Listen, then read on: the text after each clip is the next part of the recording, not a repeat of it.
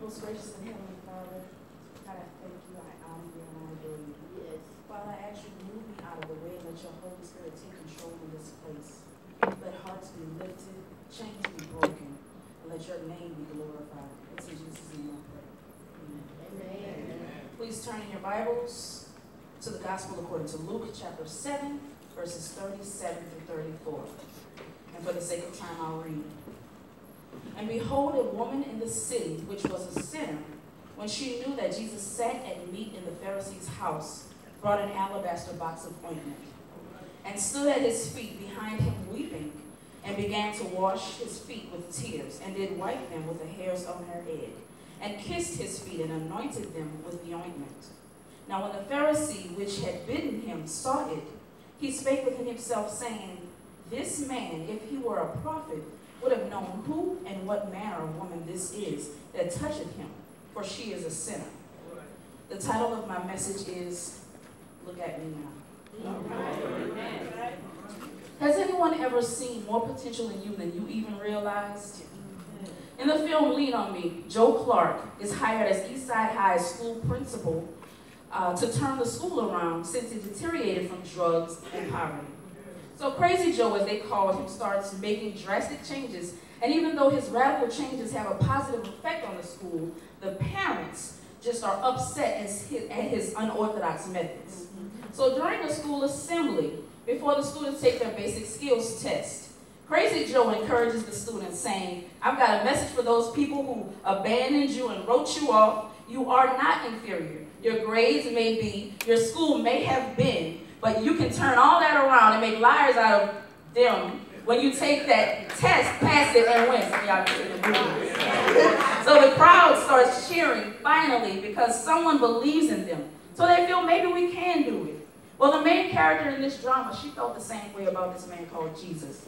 And although for all four Gospels record an event about a woman who washes Jesus' feet, the Gospel according to St. Luke tells this story in a different way.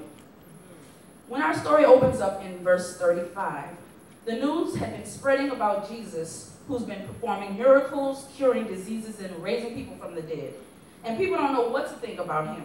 You know how it is when you try to do good and people think you have an ulterior motive. Right. So since Jesus was gaining fame, Simon, a member of a strict religious group called the Pharisees, holds a dinner at his house in honor of Jesus.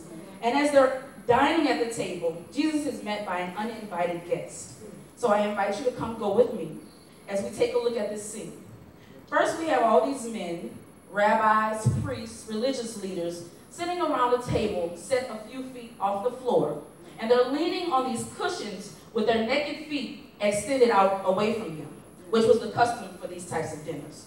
And studying ancient Middle Eastern culture, we learn houses were left open so that during meals, anyone could come in, stand around, and look, watch, and socialize.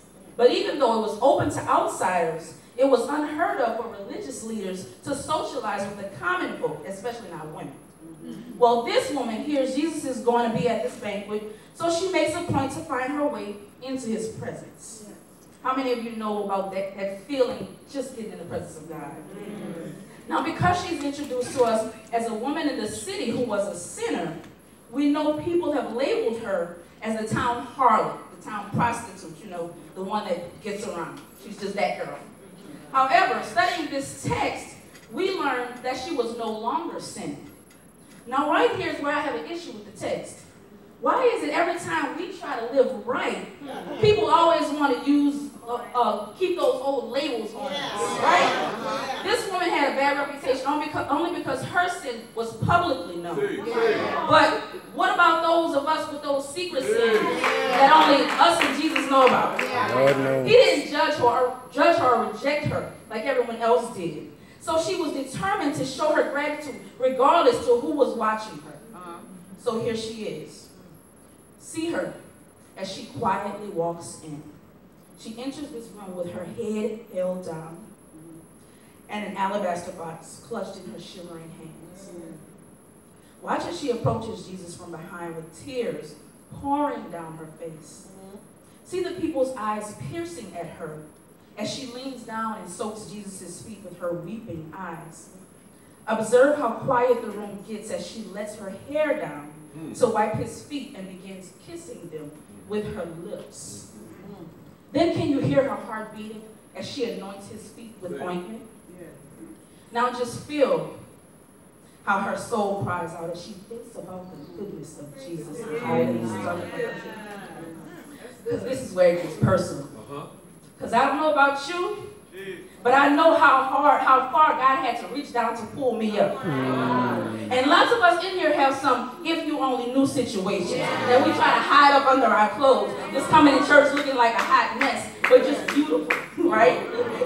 Lucky enough, we're able to cover up our indiscretions. But everybody knows about brother so-and-so who got locked up and went to jail, right? Everybody knows about sister